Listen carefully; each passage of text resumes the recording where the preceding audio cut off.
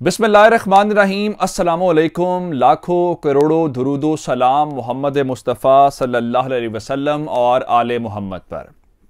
मैं हूं उमर दराज गोंदल और आप मेरा यूट्यूब चैनल देख रहे हैं।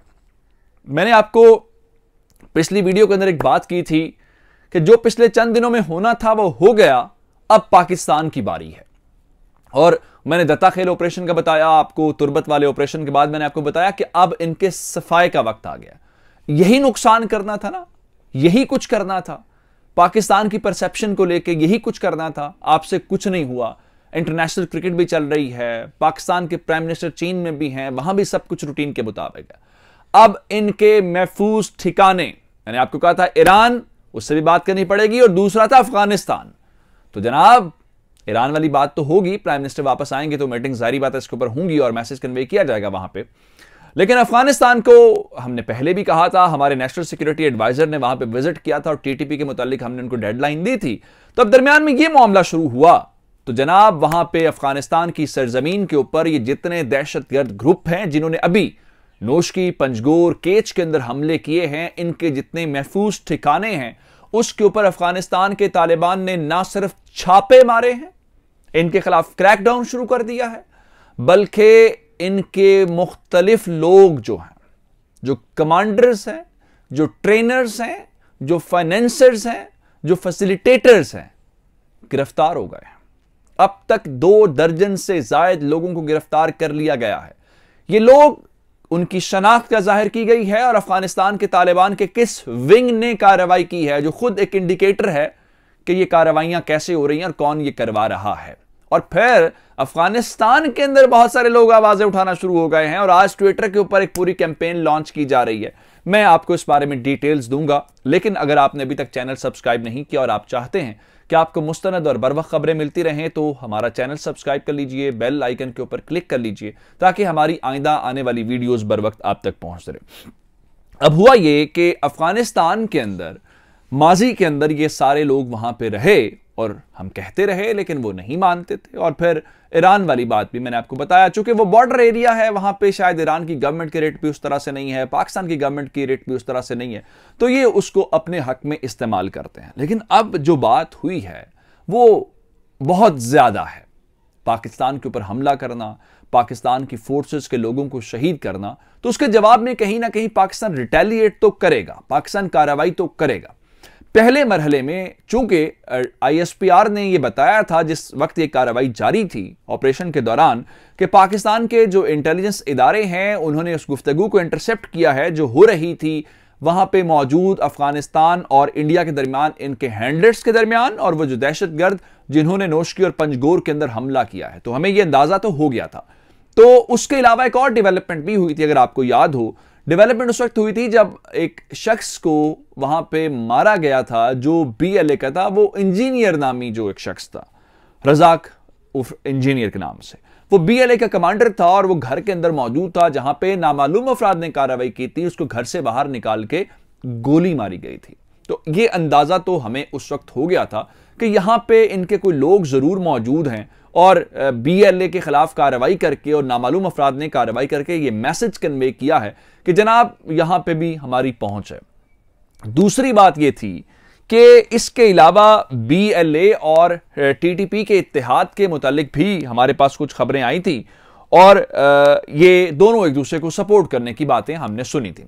उसके बाद जो खतरनाक बात एक और सामने आई थी वो पाकिस्तान की इंटीरियर मिनिस्ट्री की बात थी, जो मैंने आपको बड़ी डिटेल के साथ बताया कि उन्होंने बताया कि हम ये मानते हैं कि अशरफ गनी की गवर्नमेंट खत्म हो गई है, लेकिन उसके बावजूद वहां पे कुछ ऐसे एलिमेंट्स जरूर हैं जो रॉ के बिहाफ के ऊपर या रॉ के साथ मिलके जो है वो कार्रवाइयां कर रहे हैं। अगर ये बात पब्लिक लेवल पे पाकिस्तान की गवर्नमेंट कह रही है तो आपका क्या ख्याल है कि पाकिस्तान की गवर्नमेंट ने अफगानिस्तान के तालिबान के साथ या अफगानिस्तान की गवर्नमेंट के साथ ये बात नहीं उठाई होगी? ऑब्वियस बात है कि हमने ये मैसेज कन्वे किया होगा। फिर जब हमारे जवान शहीद हों तो एक गुस्सा तो है, इसमें तो कोई शक नहीं है। और मैंने आपको बताया था ये जो ताबड़तोड़ ऑपरेशन किए गए हैं, बैक टू बैक ऑपरेशन है, ये उसी गुस्से का इजहार है क्योंकि हमने दुश्मन से बदला लेना है।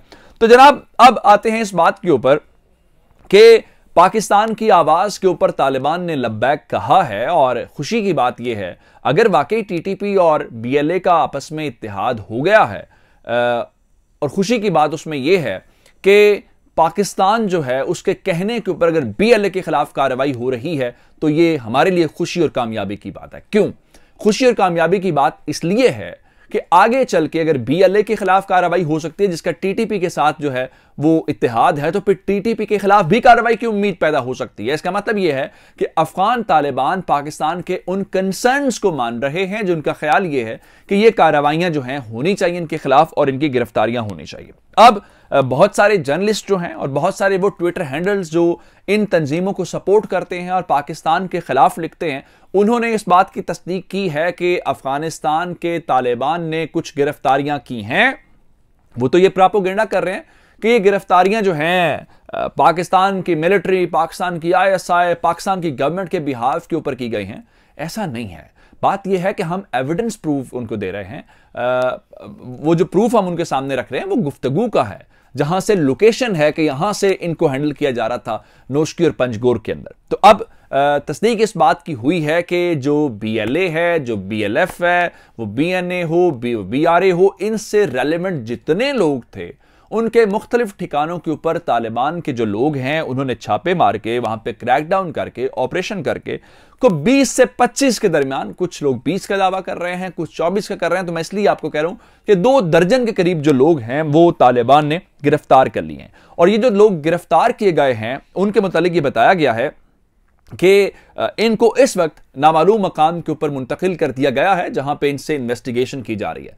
लेकिन अगली इंपॉर्टेंट बात यह है कि क्या पाकिस्तान जो है वो तालिबान से इन लोगों तक एक्सेस मांगने जा रहा है कि हमें रसाई दी जाए, हम खुद इनसे इन्वेस्टिगेट करें, आखिर ये सारे का सारा जो नेटवर्क है वो किस तरह से चल रहा है, क्योंकि हम तो कह रहे हैं कि रॉ वहां पे एक जो है कर रही है। अब दूसरी बात जो इसके अंदर इंपॉर्टेंट है वो ये है कि ये गिरफ्तारियां की किसने हैं। तो हमारे पास जो वहां से खबरें हैं, जो इत्तलात हैं, जो तालिबान का इंटेलिजेंस विंग है उसने ये गिरफ्तारियां की हैं और इन 20 या 25, 24 जितने लोग हैं इनको गिरफ्तार करके जनाब नामालूम मकाम के ऊपर वो ले गए हैं जहां पे इनसे तहकीकात की जा रही हैं। जाहिर बात है वो पाकिस्तान के कंसर्न्स हैं जिसको तालिबान ने एड्रेस करना है। अब आते हैं अगली बात की तरफ कि लोग रह कैसे रहे थे वहां पे कामयाबी के साथ।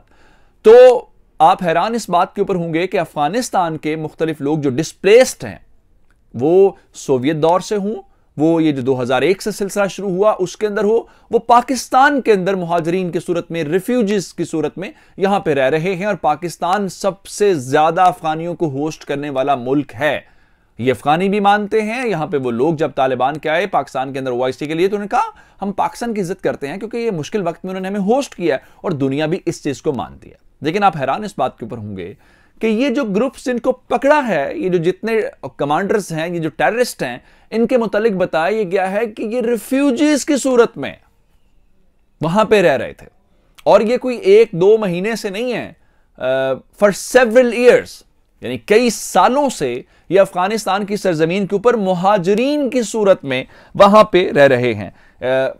यानी हम अफगानियों को पनाह दे रहे हैं जिनके अपने मुल्क में हालात ठीक नहीं है और ये वहां पर जाके रिफ्यूजीज पाकिस्तान को बदनाम करने की कोशिश। मैं आपको बुनियादी बात बताऊं, जिस तरह से उन लोगों के हमने बताया कि कई सालों से बीएलए के वो लोग जो एनडीएस के साथ रह रहे थे उनके सेफ हाउसेस के अंदर मौजूद थे, जैसे मौलवी फकीर की मिसाल वो टीटीपी वाला, इस तरह से ये वही लोग हैं जिनको एनडीएस ने अपने सेफ हाउसेस के अंदर रखा हुआ था और इनको पाकिस्तान के खिलाफ इस्तेमाल किया जा रहा था। अब इस चीज को लेके ट्विटर हैंडल्स जो हैं वो जो नफरत फैलाते हैं, आज एक नया कार्ड खेल रहे हैं, वो बलोच अफगान कार्ड खेल रहे हैं। वो कह रहे हैं जी चूंकि वॉर की कंडीशन है बलूचिस्तान के अंदर, स्टेट ऑफ पाकिस्तान के अंदर, तो इसलिए हमारी जानों को खतरा था तो हमने अफगानिस्तान को अपना दूसरा घर समझा है और ये कई सालों से, डेकेड से, सेंचुरी से वो जो ब्रदरहुड है अफगानियों की और बलोचों की, तो उसको डैमेज ना किया जाए पाकिस्तान के बिहाफ के ऊपर, पाकिस्तान की ख्वाहिश के ऊपर।